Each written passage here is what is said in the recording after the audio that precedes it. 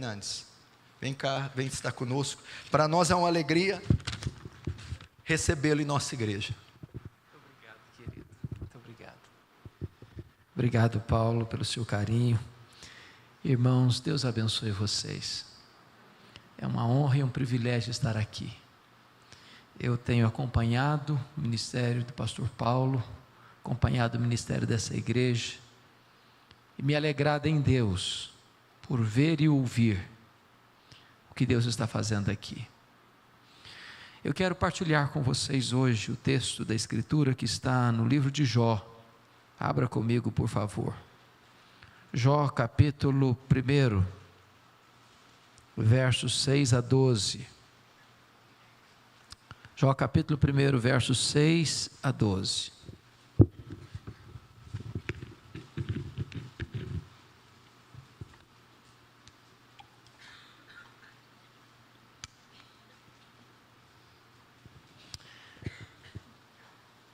Está escrito assim: num dia em que os filhos de Deus vieram apresentar-se perante o Senhor, veio também Satanás entre eles. Então perguntou o Senhor a Satanás: de onde vens? Satanás respondeu ao Senhor e disse: de rodear a terra e passear por ela. Perguntou ainda o Senhor a Satanás: observaste o meu servo Jó? Porque ninguém há na terra semelhante a ele, homem íntegro e reto, temente a Deus e que se desvia do mal. Então respondeu Satanás ao Senhor: porventura Jó debalde ou inutilmente teme a Deus? Acaso não o cercaste com sebe a ele, a sua casa e a tudo quanto tem? A obra de suas mãos abençoaste, os seus bens se multiplicaram na terra. Estende, porém, a tua mão e toca-lhe em tudo quanto tem, e verás se não blasfema contra ti na tua face. Disse o Senhor a Satanás: eis que tudo quanto ele tem está em teu poder, somente contra ele não estendas a mão. E Satanás saiu da presença do Senhor. Agora capítulo 2. Num dia em que os filhos de Deus vieram apresentar-se perante o Senhor, veio também Satanás entre eles apresentar-se perante o Senhor. Então o Senhor disse a Satanás: de onde vens? Respondeu Satanás ao Senhor e disse: de rodear a terra e passear por ela. Perguntou o Senhor a Satanás: observaste o meu servo Jó? Porque ninguém há na terra semelhante a ele, homem íntegro e reto, temente a Deus e que se desvia do mal. Ele conserva a sua integridade, embora me incitasses contra ele para o consumir sem causa. Então Satanás respondeu ao Senhor: pele por pele, tudo quanto o homem tem dará pela sua vida. Estende, porém, a mão, toca-lhe nos ossos e na carne, e verás se não blasfema contra ti na tua face. Disse o Senhor a Satanás: eis que ele está em teu poder, mas poupa-lhe a vida. Até aqui. Eu quero conversar um pouco com vocês sobre o tema as teses de Satanás. As teses de Satanás. Esse texto registra este episódio da reunião de Deus com seus filhos. E eu acredito que aqui são os anjos. E creio que essa reunião aconteceu nas regiões celestes. E a Bíblia não nos dá muitos detalhes, mas nos informa que Satanás apareceu nessa reunião. E é curioso que quem provoca a conversa é o próprio Deus, perguntando para Satanás: de onde vens? E Satanás respondeu: de rodear a terra e passear por ela. Satanás é uma espécie de turista inveterado. Ele anda por aí, ele está de olho, está antenado, está vivo e ativo no planeta Terra, está procurando uma brecha, está procurando alguém para devorar. E é interessante que é Deus quem cutuca outra vez, perguntando assim: observaste o meu servo Jó? E Deus dá o currículo de Jó. Não tem ninguém na terra semelhante a ele. Em outras palavras, ele é o homem mais piedoso dessa geração. Homem íntegro. Íntegro é aquilo que você é, com a porta do quarto trancada, sem ninguém observando. Homem reto. Reto é aquilo que você é em público e todo mundo está vendo. Homem temente a Deus, princípio da sabedoria. homem que se desvia do mal, ou seja, deliberadamente santo. Satanás poderia ter respondido assim: bom, esse eu não conheço ainda, eu ando meio ocupado, tenho outras prioridades, quem sabe um dia eu dê uma olhada nele. Mas não foi a resposta de Satanás. Satanás respondeu assim: mas também puderas, tu tens abençoado a vida deste homem, tu tens cercado a casa, a família deste homem com a grande muralha de proteção, os bens deste homem prosperam na terra, tudo que este homem bota a mão vira dinheiro, desse jeito aí, qualquer um te adora.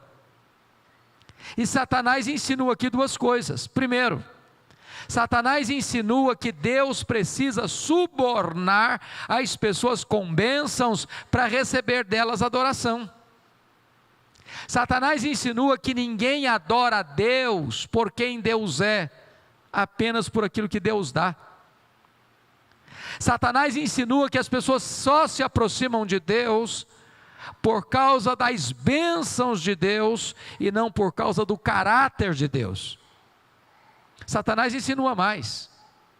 Ele insinua que Jó só adora a Deus porque o vetor que move a vida de Jó é o lucro.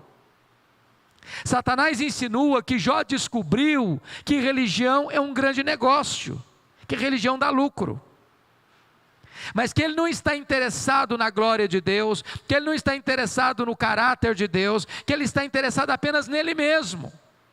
Portanto, se Deus tocar naquilo que o próprio Deus deu para Jó, esse mesmo Jó que hoje adora, amanhã blasfemará. E a pergunta é: o que é que um homem tem? Um homem tem bens, um homem tem família. Então Satanás disse: toca no que ele tem, e não verás se blasfema contra ti na tua face. Desta maneira Satanás levanta aqui duas teses. A primeira tese: ninguém ama mais a Deus do que o dinheiro. A segunda tese: ninguém ama mais a Deus do que a família.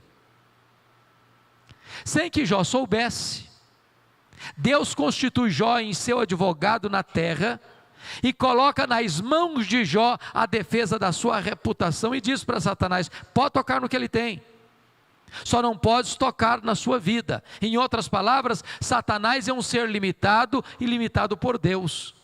Ele só pode ir até onde Deus o permite ir e nem 1 centímetro a mais.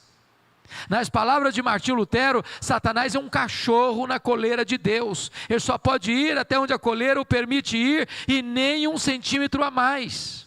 Por que é importante dizer isso? Na década de 90, o Brasil foi invadido por uma imensa enxurrada de literatura sobre batalha espiritual. A maioria daqueles livros tinha uma visão maniqueísta. Em outras palavras, era a grande tensão entre a luz e as trevas, o bem e o mal, a verdade e a mentira, Deus e o diabo, passando a ideia que o diabo é um ser maligno, mas que está na mesma altura de Deus, como opositor de Deus. É importante entender que o diabo não é um Deus caído, ele é um anjo caído, não há páreo para Deus. Deus é o todo soberano, poderoso Deus, que está assentado no alto e sublime trono. Ele manda no céu, Ele manda na terra, Ele manda até no inferno. Quem tem as chaves da morte e do inferno não é o diabo, é o Senhor Jesus Cristo. Portanto, ele não pode avançar 1 centímetro sequer além do limite que Deus estabeleceu para ele. Entretanto, com a permissão de Deus, Satanás sai dali e vai provocar um estrago, um verdadeiro colapso na vida financeira de Jó. A grande pergunta é: quão rico era Jó? Confira comigo aí o versículo 3. Na partezinha final do verso 3, diz que de tal sorte que Jó era o maior dos habitantes do Oriente. Sabe o que significa isso? Ele era o homem mais rico da sua geração. E aqui cai um mito: não é pecado ser rico. Porque no verso 8, o próprio Deus diz que ele era o homem mais piedoso. Agora no verso 3, a Escritura nos informa que ele era o mais rico. O problema não é ter dinheiro, o problema é o dinheiro nos ter. O problema não é possuir dinheiro, o problema é ser possuído pelo dinheiro. O problema não é o dinheiro, o problema é o amor do dinheiro. Mas agora, com a permissão de Deus, Jó vai provocar um terremoto na vida financeira de Jó, e você confira comigo, por favor, capítulo 1, versículo 15, que Satanás vai usar os sabeus. Versículo 16, Satanás vai usar o fogo. Versículo 17, ele vai usar os caldeus. E com esses 3 elementos, Satanás leva Jó à falência. O homem mais rico quebra. Aquele que detinha o maior poder econômico da época entra em concordata. Está falido. Completamente falido. Não numa semana, não num mês, não num ano, não numa década, num único dia. Ora, você e eu conhecemos pessoas que por muito menos blasfemam, por muito menos dão um tiro na cabeça. A grande pergunta é: será que a tese de Satanás era verdadeira? Será que Jó blasfemaria contra Deus? A resposta está no versículo de número 21, confira aí. Jó responde assim, depois de saber que está quebrado e falido: o Senhor, nu saí do ventre da minha mãe, nu eu voltarei. Sabe o que ele está dizendo? Eu não trouxe nada para o mundo, eu não vou levar nada do mundo, portanto o que eu granjeei entre o berço e a sepultura não é a razão da minha vida. Ele derrota aqui a primeira tese de Satanás. Ele prova que ele ama mais a Deus do que o dinheiro. Ele prova que ele serve a Deus não por aquilo que Deus dá, mas por quem Deus é. Mas vem a segunda tese: ninguém ama mais a Deus do que a família. Vocês que são pais e mães podem ter certeza do que eu estou falando. Quem tem mais de 2 filhos aqui, podem testificar isso. Os filhos não são naturalmente unidos. Não são. Sobretudo quando tem dinheiro. O dinheiro não tem liga, o dinheiro não tem amálgama. Quando você vira uma família grande e os irmãos sendo unidos, pode ter certeza, por trás tem um pai, tem uma mãe que ora, que aconselha, que acompanha, que exorta, que coloca esta causa diante de Deus. Se você notar comigo, capítulo 1, versículo 2, Jó tem 7 filhos e 3 filhas. Eles são adultos, eles são ricos, eles são independentes, mas eles são unidos, eles festejam juntos, eles celebram juntos. E a causa disso está no versículo 5. Jó era um pai que orava pelos filhos, Jó era um pai que intercedia diariamente pelos filhos, Jó era um pai que se levantava de madrugada para colocar a causa de seus filhos na presença de Deus. Mas agora, com a permissão de Deus, Satanás toca nos filhos de Jó. E não foi uma semana depois da falência, não foi um mês depois do colapso financeiro, não foi um ano depois dessa tragédia econômica, não foi uma década depois dessa bancarrota. Foi no mesmo dia do colapso financeiro que Jó recebe a mais amarga notícia: seus 10 filhos morreram num único acidente. Agora pense comigo como é que ele volta do cemitério. Pense comigo como é que ele se levanta do luto. Pense comigo como é que ele escreve dali para frente o seu futuro. Será que de fato a tese de Satanás era verdadeira? Será que ninguém ama mais a Deus do que a família? Será que Jó blasfemaria contra Deus? A resposta está no versículo 20, confira aí comigo. Quando ele recebe essa notícia, diz a Bíblia que ele rasga o seu manto, que ele raspa a cabeça, que ele coloca a terra na cabeça, que ele se prostra, que ele adora, e ele diz: o Senhor Deus deu, o Senhor Deus tomou, bendito seja o nome do Senhor.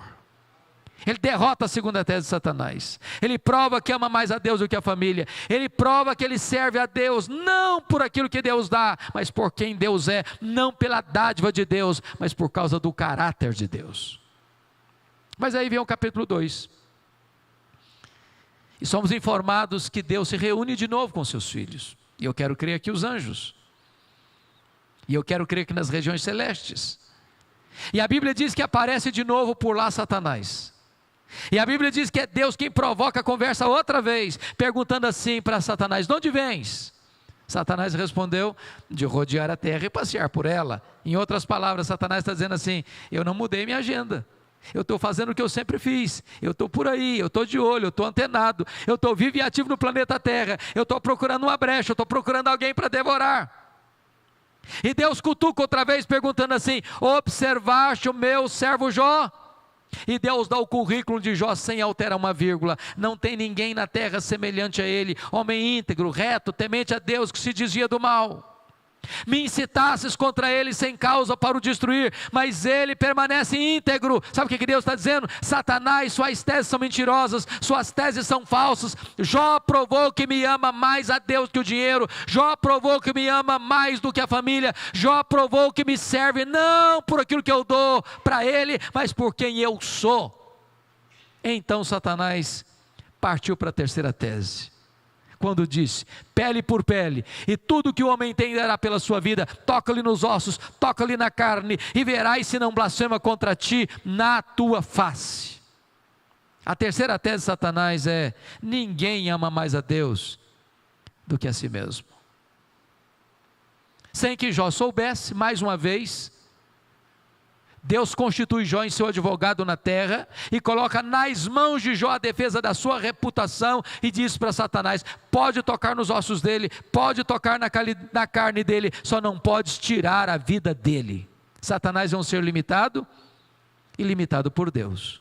Ele só pode ir até onde Deus o permite ir e nem 1 centímetro a mais. Com a permissão de Deus, entretanto, Satanás sai dali e vai provocar um desastre na saúde de Jó. Esse homem já está falido, esse homem já está enlutado. Agora Satanás põe uma doença maligna nele, ferida da cabeça aos pés. E de repente esse homem começa a ficar chagado. De repente o corpo desse homem vira uma carcaça humana. De repente esse homem é um aborto vivo. De repente, feridas vão se formando em seu corpo, pus vai se formando debaixo da sua pele, daqui a pouco a sua pele começa a ficar necrosada, e o seu corpo começa a vazar aquele pus mal cheiroso, e ninguém consegue ficar perto dele. Ele precisa pegar um caco, talvez de telha, para raspar a sua pele necrosada. A Bíblia diz que outras bolhas de pus vão se formando, ele tem que morder nessas bolhas cheias de pus para tentar aliviar a sua dor. Ele não dorme, ele não come, ele só chora, a dor o açoita 24 horas por dia. Diz a Bíblia que vai ficando magro, magérrimo, macérrimo, de couro furado pelas costelas em ponta. Esse homem está encarquilhado, e quando ele está completamente assolado pela dor e pela enfermidade, a sua mulher, ao ver essa cena, se rebela contra Deus e diz: Jó, ainda conservas a tua integridade? Amaldiçoa o teu Deus e morre, acaba com isso, dê um fim nessa linha de sofrimento e dor. Deus não é digno de ser adorado em tamanho sofrimento. Jó responde para ela com grandeza d'alma, quando diz assim: tu falas como uma louca, nós temos recebido o bem de Deus, não receberíamos também o mal? E no capítulo 2, versículo 10, está escrito que em tudo isso, Jó não pecou contra Deus com os seus lábios. Ele derrota aqui a terceira tese de Satanás. Ele prova que ele ama mais a Deus do que a si mesmo. Ele prova que ele serve a Deus não por aquilo que Deus dá, mas por quem Deus é. Mas aí vem o capítulo 2, versículo 11. Confira comigo. Diz a Bíblia que vieram os amigos. Elifaz, Bildade, Zofar. E eles combinaram ir juntamente condoer-se de Jó e consolá-lo. Versículo 12. Levantaram de longe os olhos, mas não reconheceram Jó. Eles ergueram a voz e choraram. Cada um rasgou o seu manto. lançou pó sobre a cabeça. Sentaram com Jó na terra 7 dias e 7 noites. E nenhum deles disse palavra alguma para Jó, pois viam que a dor de Jó era muito grande. E eu pergunto a vocês, esses homens eram amigos de Jó? Esses homens eram amigos de Jó? E a resposta categórica é esta: é claro. Claro que eram. Deixa eu lhe fazer uma pergunta. Você já recebeu alguma visita assim, nas horas mais amargas da sua vida? Você já fez alguma visita assim para alguém? 7 dias, 7 noites, calados, cobertos de lágrimas e de pó? Qual o problema desses homens? O problema desses homens é que num dado momento da vida, eles começaram a, entre aspas, fazer teologia. Eles começaram a lucubrar. Eles começaram a filosofar. Eles começaram a desenvolver uma lógica simples. Toda causa tem um efeito e todo efeito tem uma causa. E eles começaram a pensar assim: para Jó estar sofrendo como está sofrendo, ele deve ter feito alguma coisa errada. Mas eles não só pensaram, eles falaram. E não só falaram, falaram para Jó. E assacaram contra Jó os mais pesados libelos acusatórios. Chamaram Jó de ladrão. Chamaram Jó de adúltero. Falaram que Jó era louco. E por causa disso Deus havia matado os seus filhos. Falaram para Jó que ele tinha se enriquecido porque tinha roubado os órfãos e as viúvas. E eles foram massacrando Jó. E eles foram cravejando Jó com as suas setas mais venenosas, das suas críticas mais injustas e cruéis. Eles foram passando Jó debaixo de um rolo compressor. O que Jó fez? O que você e eu faríamos? Jó começa a se defender. E ele começa a perguntar: por que, meu Deus? Por quê? Ele levanta os céus 16 vezes, a mesma pergunta: por quê, por quê, por quê, por quê? Por que eu estou sofrendo? Por que a minha dor não cessa? Por que eu perdi os meus filhos? Por que eu não morri no ventre da minha mãe? Por que eu não morri ao nascer? Por que os seios da minha mãe não estavam murchos de leite para eu morrer de fome? Por que o Senhor não me mata de uma vez? Ele levantou aos céus 34 queixas contra Deus. Sabe qual foi a resposta de Deus para ele? O silêncio total. Nenhuma palavra, nenhuma explicação, nenhuma luz no fim do túnel, nenhum sinal do seu favor. E eu posso garantir para vocês nessa noite que o silêncio de Deus nos machuca mais do que as circunstâncias. Eu posso garantir para vocês que pior do que sofrer é sofrer sem explicação. Eu posso garantir para vocês que o silêncio de Deus grita mais alto nos nossos ouvidos do que o ruído mais barulhento das circunstâncias mais adversas.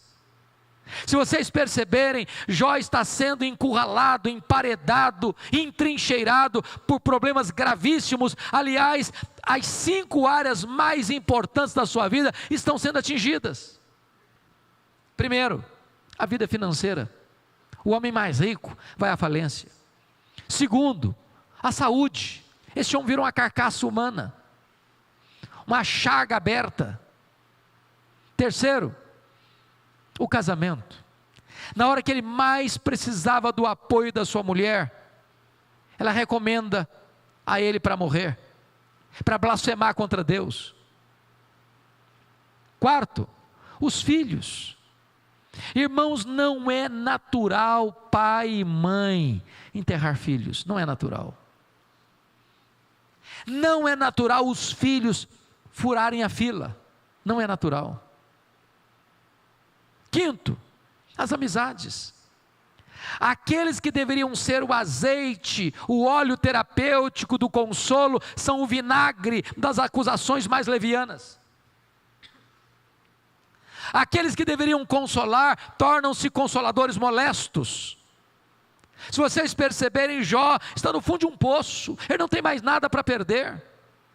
Ele está arruinado fisicamente, ele está arruinado economicamente, ele está arruinado familiarmente, ele está arruinado pessoalmente. Esse homem é uma carcaça humana no fundo de um poço, sem mais nada a perder. Mas quando você está no fundo de um poço, só tem uma direção para olhar, é para cima, é para o alto, é para Deus. E nesse momento, Jó solta um brado do seu peito, um grito de esperança, quando ele diz: mas uma coisa eu sei, é que o meu Redentor vive, e por fim se levantará, e eu verei o meu Redentor, revestido esse meu corpo de pele, eu verei o meu Redentor. Depois desta gloriosa experiência, de repente, Deus começa a falar, Deus rompe o silêncio, Deus abre as comportas dos céus e vai despejando em catadupas, torrentes caudalosas do seu conhecimento e da sua glória sobre Jó. Mas é curioso que quando Deus resolve falar, Deus não responde nenhuma das 16 perguntas de Jó, Deus não responde nenhuma das 34 queixas de Jó. Quando Deus resolve falar, Deus faz 70 perguntas para Jó, todas retóricas, sem qualquer possibilidade de resposta. Deus pergunta para Jó assim: ô Jó, onde você estava quando eu lançava os fundamentos da terra? Ô Jó, onde você estava quando eu espalhava as estrelas no firmamento? Ô Jó, onde você estava quando eu cercava as águas do mar para que elas não invadissem a terra? Ô Jó, me explica aí onde fica o reservatório do vento, me explica, Jó, como é que eu formo a geada. E Deus então abre as cortinas dos céus e se revela a Jó na sua grandeza, na sua majestade, no seu poder, na sua soberania tão gloriosa e tão grande. E Jó vai ficando como que esmagado debaixo dessa tremenda, insólita revelação de Deus. E quando ele compreende a grandeza, a majestade de Deus, Jó vai se encolhendo, Jó vai se encolhendo, Jó vai se encolhendo, para descobrir as 5 verdades mais revolucionárias da sua vida, verdades que mudaram a sua história. E a minha expectativa nesta noite é que essas mesmas verdades produzam impacto no seu coração. Que verdades são essas? Vá comigo, por gentileza, para o capítulo 42 de Jó, para olharmos essas 5 verdades. Jó 42.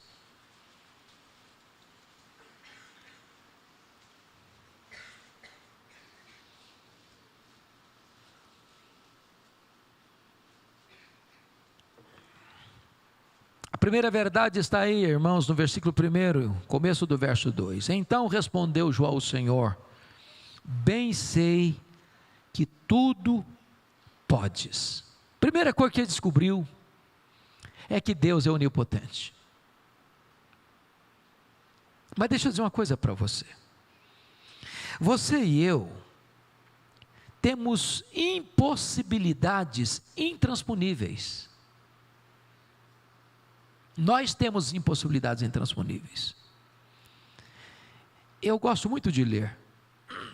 Quase toda semana eu vou visitar as livrarias, sobretudo as livrarias de aeroportos, passando por aí. E há 2 tipos de livros que toda semana tem coisa nova no mercado literário, toda semana.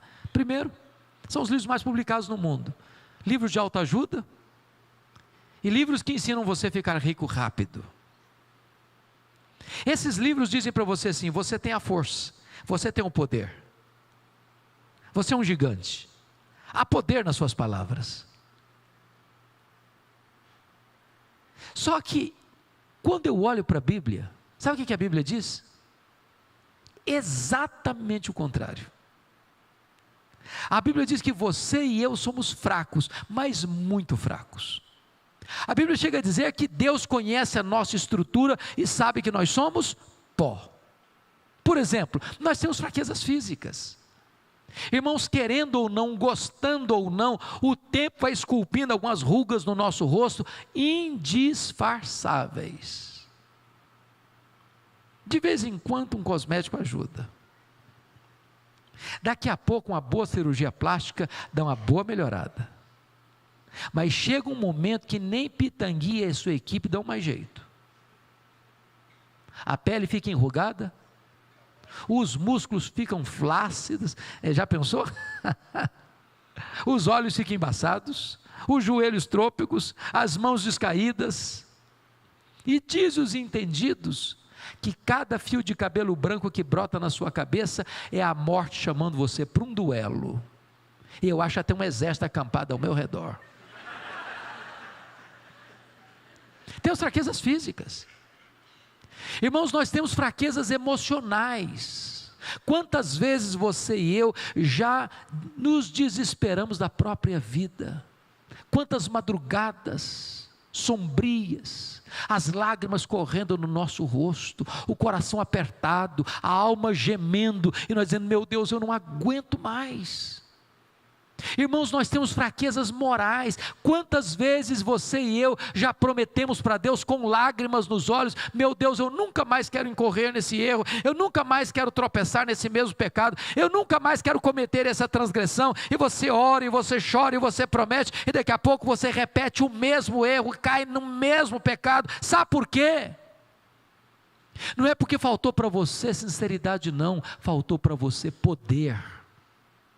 Nós temos fraquezas morais, nós temos fraquezas espirituais. Irmãos, nós somos um ser ambíguo, contraditório, paradoxal. Há uma esquizofrenia enfiada dentro de nós. O bem que nós queremos fazer, nós não fazemos. O mal que não queremos, esse praticamos. Nós somos fracos. Mas é glorioso você dizer: mas o meu Deus tudo pode. Para Ele não é impossíveis.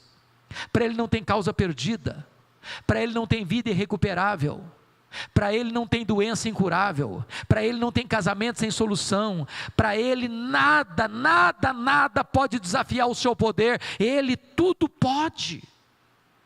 Portanto, irmãos, a coisa mais importante para você e para mim nesta noite é perguntar assim: mas quem é o nosso Deus? Quão grande é o nosso Deus? Quão poderoso é o nosso Deus? Quão majestoso é o Deus que nós estamos adorando? A W. Tozer, um dos mais importantes escritores do século passado, ele diz que o maior problema da igreja é que ela passa a maior parte do tempo tomando o seu próprio pulso e olhando para o seu próprio umbigo. Nós estamos vivendo a geração, irmãos, que deslocou o eixo do evangelho, do teocentrismo, do cristocentrismo, para o antropocentrismo. Parece que a pregação hoje não é mais que a vontade de Deus deva ser feita na terra, mas a vontade do homem tem que prevalecer no céu. A maioria da pregação hoje não é mais que nós estamos a serviço de Deus, é Deus que está a serviço do homem. Mas este não é o evangelho. Esse Deus é pequeno demais, é doméstico demais, é manipulado demais. O Deus a quem servimos está assentado num alto e sublime trono e tem as rédeas do universo em suas poderosas mãos. Ele tudo pode.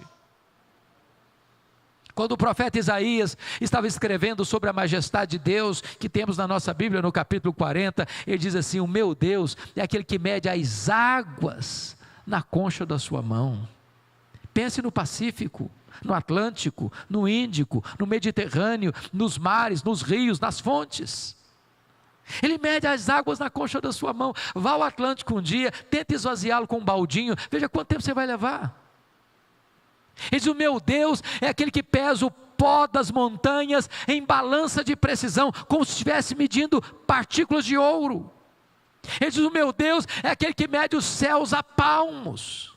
Ele diz: o meu Deus é aquele que espalha as estrelas no firmamento, e por ser forte em força e grande em poder, quando as chama, nenhuma delas vem a faltar. Ele diz: o meu Deus é aquele que olha para as nações da terra e as considera como um pingo que cai de um balde, como um pó numa balança de precisão, como um vácuo, como nada, como menos do que nada. Este é o seu Deus. Agora, pergunte para um astrônomo: qual é o tamanho desse universo que Deus mediu a palmos? Pergunte. Sabe qual é a resposta dele? Eu não sei. Eu não sei. Mas você sabe. Você sabe que o universo não é infinito. Porque a infinitude é um atributo exclusivo de Deus. Mas os astrônomos afirmam que o nosso universo tem mais de 93 bilhões de anos-luz de diâmetro. O que significa isso? Significa que se você conseguisse voar à velocidade da luz, 300 mil quilômetros por segundo, nessa velocidade, você demoraria mais de 93 bilhões de anos para ir de uma extremidade à outra do universo. Deus é maior do que o universo, Deus criou o universo, Ele tudo pode. Pergunte para um astrônomo quantas estrelas existem. Sabe qual é a resposta dele? Eu não sei. Mas eles estão convencidos e afirmam que há mais estrelas no universo que todos os grãos de areia de todas as praias e desertos do nosso planeta. Vá um dia à praia, encha a concha da sua mão de areia, leve para casa, bote numa tábua de vidro e conte quantos grãos de areia você consegue botar na concha da sua mão.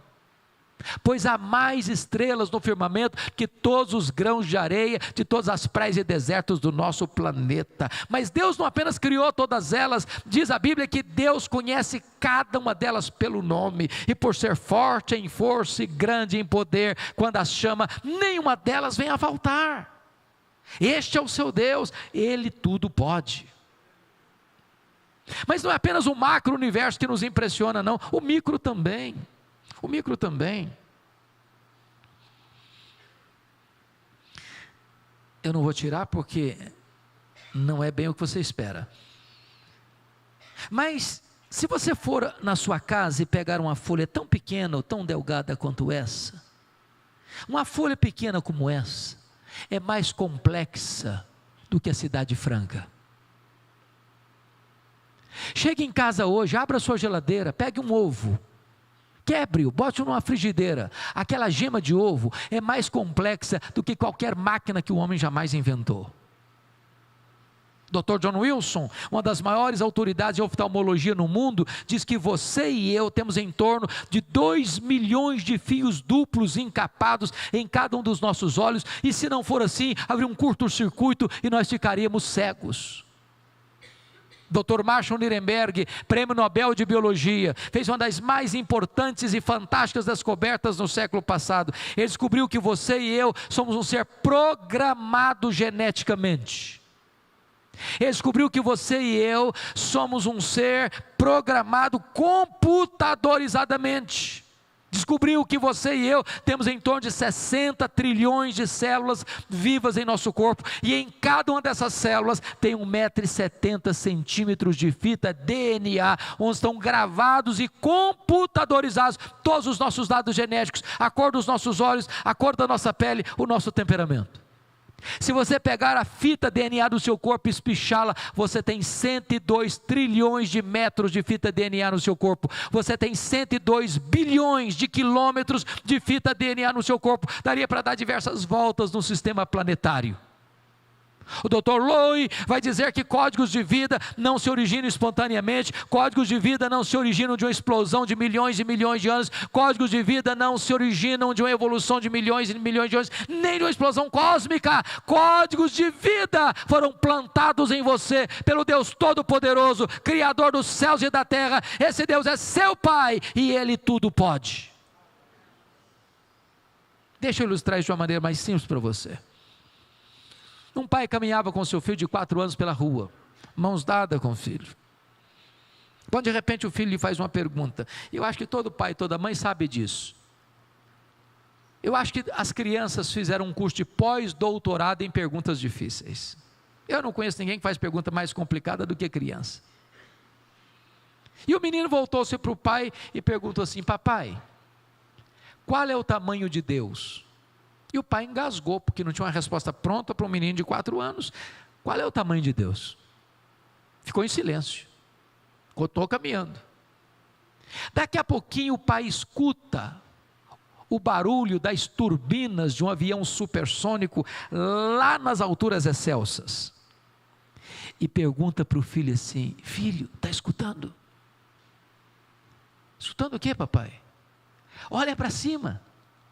Está vendo aquele avião, filho? O menino olhou: estou vendo. Qual é o tamanho daquele avião, meu filho? O menino respondeu: ah, pai, muito pequeno, estava muito longe. O pai pega o menino pelo braço, leva o menino no aeroporto. Lá tinha um jumbão de mais de 400 passageiros estacionado no pátio. O pai chegou bem pertinho e perguntou para o filho assim: está vendo esse avião, filho? Estou, papai, estou vendo. Qual é o tamanho desse avião, filho? Ih, papai, mas esse é grande, mas muito grande.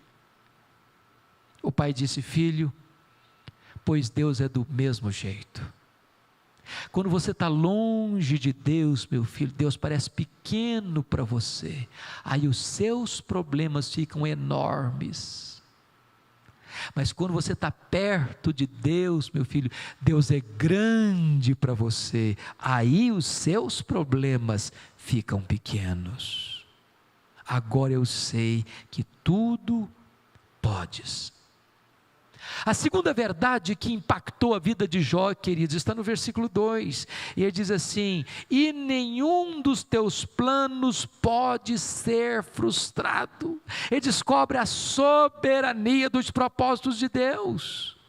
Irmãos amados, notem isso, você e eu não cremos em coincidência. Você e eu não cremos em sorte, você e eu não cremos em azar, você e eu não cremos em misticismo, você e eu não cremos em olho gordo, você e eu não temos medo de sexta-feira 13, você e eu sabemos que a mão de Deus dirige o nosso destino. Nem um fio de cabelo da sua cabeça pode ser tocado sem que Deus saiba, sem que Deus permita, sem que Deus tenha um propósito. Você nem uma lasca de lenha jogada no mar da vida, empurrado de um lado para o outro ao sabor das circunstâncias adversas. A mão de Deus dirige a sua vida. Você pode dizer com convicção inabalável o que Paulo disse: nós sabemos. E eu gosto dessa expressão, porque ela vem de um termo da matemática. Paulo diz: nós pensamos, ou nós sentimos, ou nós cogitamos. Ele diz: nós sabemos. Aqui não é a linguagem da conjectura hipotética, aqui é a linguagem da certeza experimental. Nós sabemos, e sabemos o quê? Que algumas coisas, que as melhores coisas, que a maioria das coisas. Não, ele diz: sabemos que todas as coisas cooperam para o bem daqueles que amam a Deus. Até mesmo aquela circunstância mais carrancuda, até mesmo aquela situação mais adversa, até mesmo aquela tempestade mais assoladora, Deus tem um plano, Deus tem um propósito, Deus tira disso uma lição preciosa para você, a ponto de que tudo ao final vai contribuir para o seu bem. Ainda que as pessoas falem mal de você, ainda que as pessoas façam mal para você, ainda que a crise nos assole, ainda que a situação se torne amarga para nós, ao final, tudo isso vai contribuir para o bem daqueles que amam a Deus, porque os planos de Deus não podem ser frustrados. A terceira verdade que mudou a história de Jó, meus amados, está aí no versículo 3, confira comigo, na parte B do versículo. Ele diz assim: na verdade, eu falei do que eu não entendia, coisas maravilhosas demais para mim, coisas que eu não conhecia. Para você entender o que Jó está falando aqui, você precisa dar uma lida no livro de Jó. Deixa eu lhe dar um conselho: tira um sábado, tira um feriado, dá uma lida no livro de Jó, mas numa sentada só, você vai descobrir algo maravilhoso. Ao longo do livro, Jó fez 3 coisas: Jó perguntou, Jó se defendeu e Jó se queixou.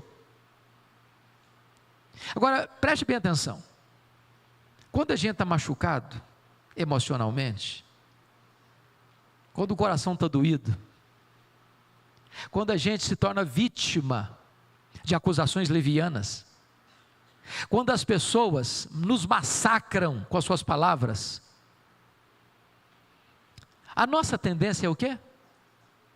Nos defendermos. E quando Jó vai se defender, quando Jó vai se queixar, quando Jó vai reclamar, ele fala, e às vezes a gente fala demais, às vezes a gente fala sem entender, às vezes a gente só vê o agora, A gente não vê a cena completa, não vê a história lá no seu final.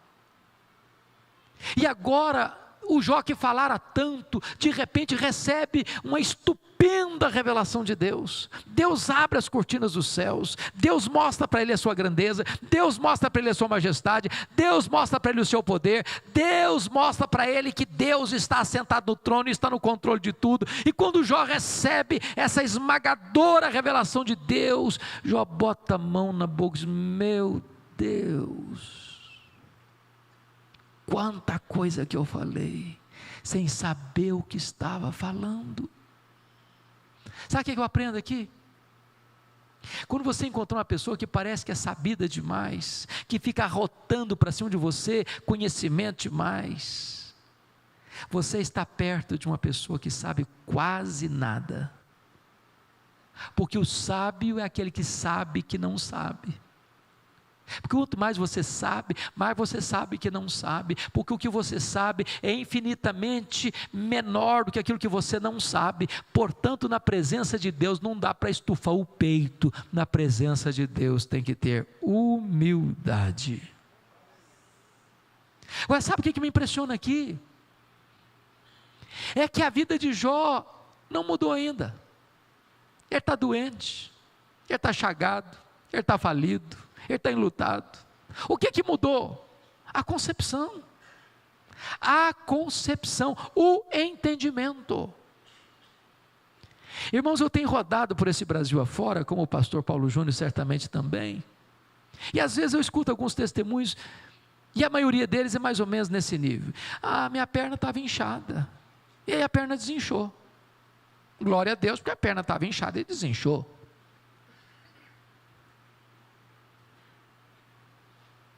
Mas quando é que nós vamos ouvir um testemunho assim? Meus irmãos,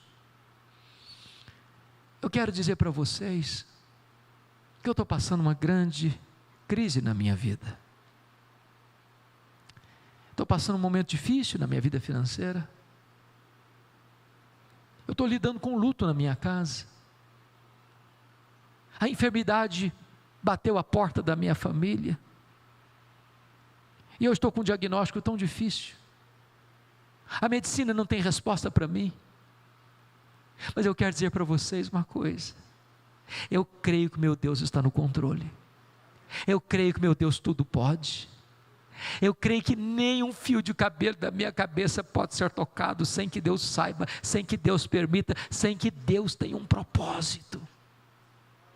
É o entendimento, amados irmãos, que nós não somos governados por aquilo que nós sentimos, pelas circunstâncias que nos rodeiam. Nós somos governados pela fé, e a fé é a certeza que o seu Deus está no controle, não só do universo, mas também da sua vida.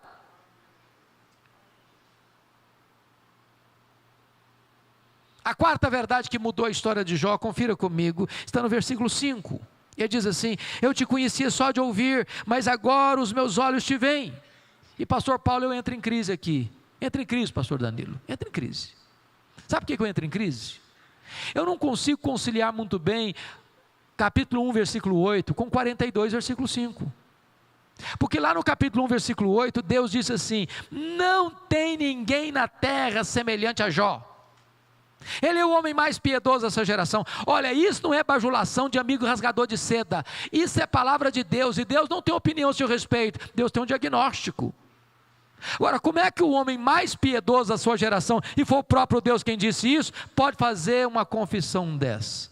Eu só te conheci de ouvir, mas agora os meus olhos te veem. Parece que não combina, parece até contraditório. Como é que eu entendo isso? Como é que o homem mais piedoso do mundo vai dizer que conhecia Deus só de ouvir? Então eu gostaria de tratar disso fazendo-lhe uma outra pergunta. Você conhece a Deus? Você conhece a Deus? Quanto você conhece a Deus? Quanto? Deixa eu ilustrar isso. Havia um cidadão que nunca tinha visto o mar. O sonho dele era ver o mar. Um dia ele fez uma viagem para o litoral, e quando ele viu o mar, ele ficou encantado, e ele solta uma exclamação do fundo da sua alma: agora eu conheço o mar. Aí se aproxima dele um marujo, com a pele tostada de sol e sal, por viver nas procelas do mar. E disse para ele: pois eu também conheço o mar. Qual a diferença entre eles? Você conhece a Deus? Quanto você conhece a Deus? Por exemplo, João 17,3 diz que a vida eterna é esta: conhecer a Deus e a Jesus Cristo a quem enviaste. A própria essência da vida eterna é conhecer a Deus, a própria essência da salvação é conhecer a Deus, a própria essência do céu é conhecer a Deus. Sabe o que você vai estar fazendo no céu depois que você tiver 1000 anos lá na glória? Você vai estar conhecendo a Deus. Sabe o que você vai estar fazendo no céu quando você tiver 1 milhão de anos lá na glória? Você vai estar conhecendo a Deus. Sabe o que você vai estar fazendo depois que você tiver 1 bilhão de anos lá na glória? Você vai estar conhecendo a Deus. Nem toda a eternidade será suficiente para você esgotar o conhecimento de Deus, porque Deus é inesgotável em seu ser. Às vezes a gente pensa que o céu vai ser um negócio monótono, um negócio meio chato. Há poucos dias um adolescente chegou para mim e disse: pastor, eu não quero ir para o céu não. Eu falei: você está ficando maluca, menina? Não, quero ir não, pastor, quero ir não. Eu falei: mas então me explica esse negócio aí, eu não estou te entendendo não. Ela me diz: ah, pastor, a ideia de céu que eu tenho, que eu vou estar sentado numa nuvem branca, com a harpa na mão, cantando, cantando, cantando, cantando. Ah, não aguento essa vida inteira não, eu quero coisa nova para a minha vida. Deixa eu dizer uma coisa para você: o céu é dinâmico. No céu nós vamos conhecer a Deus, nós vamos amar a Deus, nós vamos fruir a presença de Deus, nós vamos reinar com Cristo. No céu nós vamos trabalhar para Deus, os seus servos o servirão. Agora note isso. Parece que foi Albert Einstein quem disse isso. Nesse corpo nosso, que fica cansado, que fica enrugado, que fica caquético, a gente consegue fazer tanta coisa magnífica. E ele diz que nós não chegamos a usar 10% do nosso potencial. Já pensou o que nós não vamos poder fazer com um corpo 100% turbinado pela glória de Deus? Um corpo imortal, um corpo incorruptível, um corpo poderoso, um corpo glorioso, um corpo espiritual, um corpo semelhante ao corpo da glória do Senhor Jesus. Pense comigo nisso. Quando Jesus ressuscitou com o corpo de glória, ele entrava numa casa com a porta fechada, sem precisar abrir a porta. Quando Jesus ressuscitou com um corpo de glória, ele saía de Jerusalém, aparecia lá na Galileia, mais de 100 quilômetros, sem precisar percorrer o trecho. Quando Jesus ressuscitou com o corpo de glória, ele foi assunto aos céus, sendo elevado entre nuvens. E eu pergunto para você: com que velocidade Jesus voltou para o céu? Com que velocidade? Velocidade da luz? 300 mil quilômetros por segundo? Porque se Jesus voltou para o céu na velocidade da luz, 300 mil quilômetros por segundo, depois de 2000 anos, ele está logo ali na esquina ainda. Eu pergunto para você: com que velocidade um anjo vem do céu à terra? Com que velocidade? Quando Jesus lá no Getsemane disse para Pedro, que pegou a espada para cortar a orelha do Malco, diz: Pedro, guarda essa espada aí, se eu precisasse de ajuda, eu rogaria ao Pai e Ele me mandaria mais de 12 legiões de anjos. Quantos são 12 legiões de anjos? 72 mil anjos. Com que velocidade eles viriam? No estalar de dedos? O que significa isso? Significa que os anjos não estão sujeitos às mesmas leis que nos governam, de tempo, de tamanho, de espaço. Nós vamos ser como os anjos, não no sentido de que não teremos um corpo, teremos um corpo de glória, no sentido de que nós viveremos uma nova dimensão, reinando com Cristo, trabalhando para Cristo, habitando e desfrutando da glória de Cristo nos novos céus e na nova terra.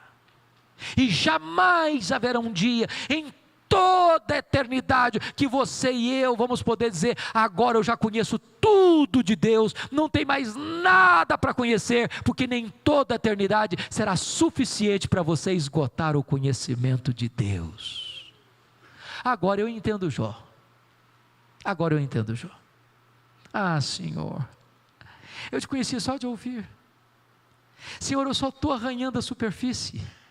Senhor, tem mais, tem muito mais, tem infinitamente mais. Agora eu entendo o que nós cantamos na nossa sinódia cristã: nem metade da glória celeste jamais se contou ao mortal. A última verdade que mudou a vida de Jó, irmãos, está aí no versículo 6, confira comigo por favor. Ele diz assim: por isso me abomino e me arrependo no pó e na cinza. Reconhece a enormidade do seu pecado, e eu entro em crise de novo. Sabe por que eu entro em crise de novo? Essa confissão não combina com o homem mais piedoso da terra. Essa confissão fica bem na boca de um assassino, de um ladrão, de um adúltero, de um corrupto. Mas na boca do homem que o próprio Deus diz que ele é o cara mais piedoso da sua geração, como é que eu entendo isso? Como é que esse homem mais piedoso pode falar isso? Eu me abomino no pó e na cinza. Eu me arrependo e me abomino no pó e na cinza. A única maneira de entender isso, irmãos, é da seguinte forma: as pessoas que mais choram e lamentam pelos seus pecados, não são as pessoas que mais pecam. As pessoas que mais lamentam e choram pelos seus pecados, são as pessoas que mais perto de Deus andam. Pode ter certeza disso. Se você encontrar uma pessoa, que toda hora que ela fala com você, ela se autoelogia, ela bate palma para ela mesma, ela canta um solo do hino "Quão grande és tu" diante do espelho, ela sempre sai como herói, mais santo, mais piedoso, pode ter certeza disso. Você está perto de uma pessoa que está longe de Deus,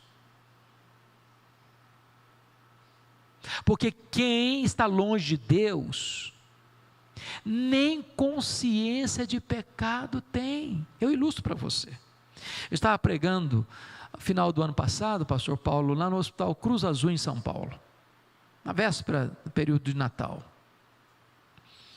E a Helenivação, capelã, me contou uma história dramática que ela tinha vivenciado naquela semana no hospital. Ela disse que chegou no hospital uma moça acompanhada de seus pais, com a gravíssima e severa hemorragia. Quando o médico foi examinar a moça, o médico disse para ela assim: você acabou de ter um bebê. A moça protestou, falou: o senhor está enganado, eu não estava grávida não, senhor. Os pais fizeram um coro com a menina e disseram: não, o senhor está enganado, a nossa filha não estava grávida. E o médico radicalizou: pois a sua filha acabou de ter um bebê. E o médico, percebendo a jogada, disse: e eu vou dizer mais, vocês me tragam o bebê, porque se esse bebê não aparecer aqui, eu denuncio a polícia. Meia hora depois chegou um bebê, numa caixa de isopor, um bebê morto. E a Eleni me disse uma coisa chocante, disse: pastor, nenhum sinal de culpa na moça, nenhum sinal de culpa nos pais da moça, porque quem está longe de Deus, irmãos, nem sentimento de culpa tem, não tem consciência de pecado. Há poucos dias em São Paulo, um cidadão pistoleiro de aluguel recebeu R$3.000 para matar uma pessoa. Ele não conhecia a pessoa, essa pessoa nunca tinha falado mal dele, nunca tinha feito mal para ele. Ele recebeu R$3.000, foi lá, deu 5 tiros na pessoa, matou a pessoa, foi para casa, tomou um banho, jantou, dormiu, como se nada tivesse acontecido. Porque quando a pessoa está longe de Deus, mergulhada nas trevas do pecado, nem consciência de pecado ela tem. Agora, aqueles que conhecem a Deus e se aproximam deste Deus que cantamos hoje à noite aqui, que é santo, santo, santo, não podem se aproximar dele senão com um clamor na alma: Senhor, ai de mim, eu estou perdido, porque eu sou um homem impuro, de lábios impuros, e habito no meio de um povo de impuros lábios. Na presença desse Deus, até os serafins cobrem o rosto. Mas eu quero concluir essa exposição chegando no versículo 10 do capítulo 42, tem uma informação importante aí. Diz que Deus restaurou a sorte de Jó quando ele orava pelos seus amigos. Você já perguntou por quê? Por que Deus restaurou a sorte de Jó quando ele orava pelos seus amigos? Eu acho, Paulo, que você é um homem muito piedoso. Mas deixa eu fazer uma pergunta. Alguém já falou mal de você? Ou você está nesse estágio que não acontece mais isso? Quando alguém fala mal de você, o que você sente? Fica feliz da vida? Dá pulos de alegria? Dá glória a Deus? Que coisa boa, estão me massacrando, que delícia. É assim que você reage? O que é que vocês acham que Jó sentiu quando os amigos dele disseram assim para ele: ô Jó, você é um adúltero? O que é que vocês acham que Jó sentiu quando os amigos disseram para ele: ô Jó, você é um ladrão? O que vocês acham que Jó sentiu quando os amigos disseram o seguinte: sabe por que os seus filhos morreram? Sabe por que Deus matou seus filhos? Porque você é louco, cara. Além de enterrar os filhos, ainda recebe a culpa. O que vocês acham que Jó sentiu quando seus amigos disseram: você, Jó, ficou rico, sabe por quê? Você roubou os órfãos e as viúvas. Vocês acham que ele ficou feliz? Leia o livro. E você vai ver que Jó se defendeu, e quem se defende, sabe o que tem às vezes no coração? Dor, mágoa, tristeza, ressentimento. Sabe o que Deus está falando para Jó? Meu filho, saia deste campo da defesa e entre na brecha da intercessão. Porque quando você se defende, você tem mágoa, mas quando você começa a orar pelas pessoas que machucaram você, Deus cura você e Deus liberta as pessoas pelas quais você está orando. Se vocês estão percebendo, Satanás tentou destruir as 5 principais áreas da vida de Jó: a vida financeira, a saúde, o casamento, os filhos, os amigos. Pois exatamente essas 5 áreas Deus vai restaurar. Primeira área que Deus restaurou, confira o versículo 16 comigo, foi a saúde dele. Jó viveu mais 140 anos, viu os filhos dos filhos até a 3ª e 4ª geração, e eu quero crer que não ficou nem sequela nem cicatriz. Eu quero dizer para você que Deus está aqui nesta noite. Ele é o Deus que cura. Para Ele não tem doença incurável. A última palavra não é da ciência, a última palavra é do Deus vivo. A segunda área que Deus restaurou, queridos irmãos, foi a área financeira. Confira comigo o versículo 12. Se você comparar capítulo 1, versículo 3, com 42, 12, você vai descobrir algo maravilhoso. Que Deus não apenas restaurou a vida financeira de Jó, mas Deus deu tudo em dobro. Se lá no 1,3 ele já era o mais rico, agora então ele é duplamente o mais rico. Eu quero dizer para você que o nosso Deus também é o Deus da restituição. Ele é o Deus que pode restaurar a nossa vida financeira. A terceira área que Deus restaurou foram as amizades. Olha o capítulo 42, versículo 8. E aqui acho algo maravilhoso, porque agora Deus diz para os amigos de Jó, que acusaram Jó: pois agora vocês vão ter que ir lá em Jó, o homem que vocês acusaram, para que aquele homem ore por vocês, porque aquele homem que vocês acusaram é mais justo que vocês. Eu vou escutar a oração dele em favor de vocês. Sabe o que Deus está fazendo aqui? Honrando Jó, honrando Jó, honrando Jó. Eu vou dizer uma frase aqui hoje. Se vocês esquecerem tudo que eu falar e lembrarem dessa frase, já me dou por satisfeito. E a frase é esta: cuida da tua piedade e Deus cuidará da tua reputação. Cuida da tua piedade e Deus cuidará da tua reputação. Você não precisa se defender, você precisa orar. Porque quando você ora, Deus defende a sua reputação. Quando você anda com Deus, as pessoas que criticaram você vão ter que voltar a você e vão ter que mudar de opinião a seu respeito. Deus restaurou Jó, Deus restaurou os amigos de Jó. A quarta área que Deus restaurou foi o casamento. E aqui eu queria que você só pensasse comigo um pouquinho na mente e na cabeça de um brasileiro, dentro da nossa cultura contemporânea. O que vocês acham que Jó faria quando ele estava numa magrela, no fundo do poço, sem dinheiro, sem saúde, desprovido de tudo? A mulher dele olhou para ele e disse: o homem morre, mas morre logo, já está incomodando, está cheirando mal, morre, homem. Agora pense comigo, agora o Jó está curado, cheio da grana, no topo da pirâmide. O que vocês acham que Jó falaria se vivesse hoje?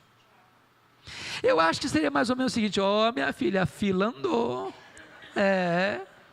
Você lembra? Você queria que eu morresse, né? Agora a coisa mudou. Agora eu estou noutra. Deixa eu dizer uma coisa para você. O nosso Deus não faz as coisas pela metade. Deus restaura e restaura por completo. Deus cura feridas.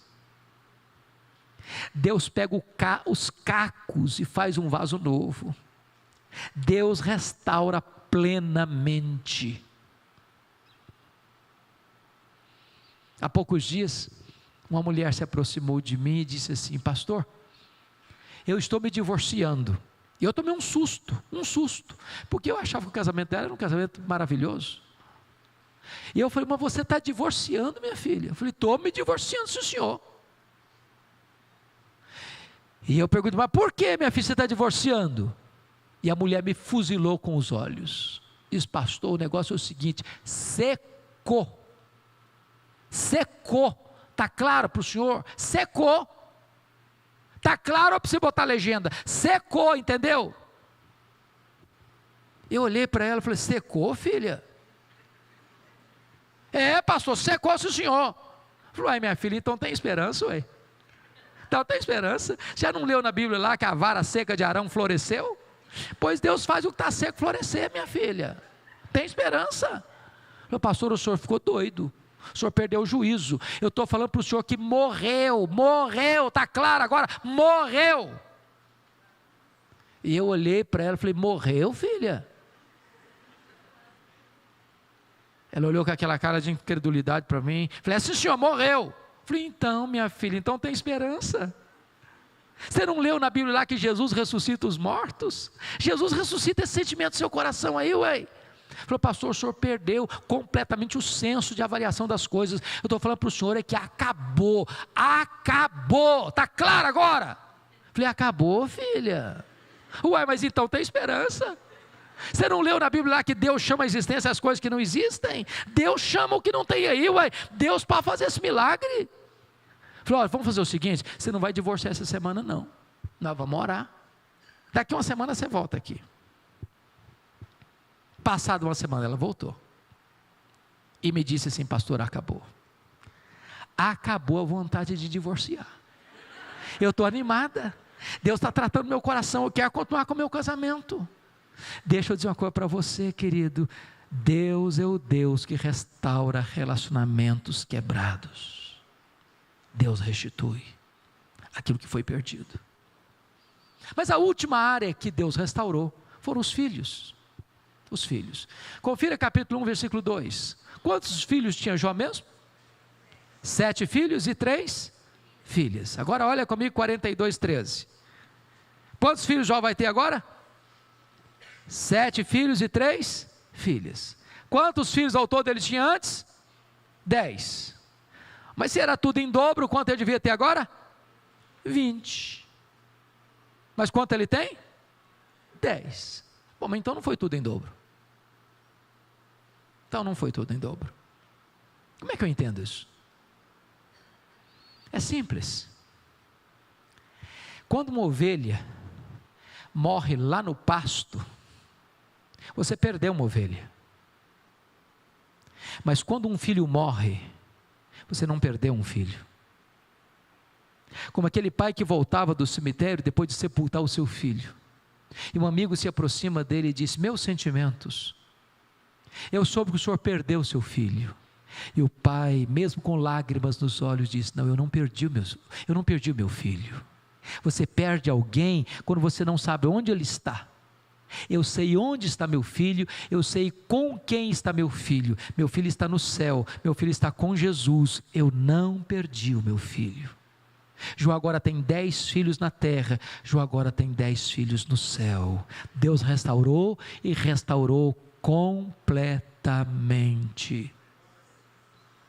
Sabe qual era a intenção de Satanás? Colocar Jó longe de Deus. Sabe o que Satanás conseguiu? Colocar Jó mais perto de Deus. Sabem por quê? Porque os planos de Deus não podem ser frustrados. Que grande Deus nós temos, que glorioso Deus nós temos, que maravilhoso Deus nós temos. A Ele a honra, a glória e o louvor agora e pelos séculos eternos. Amém.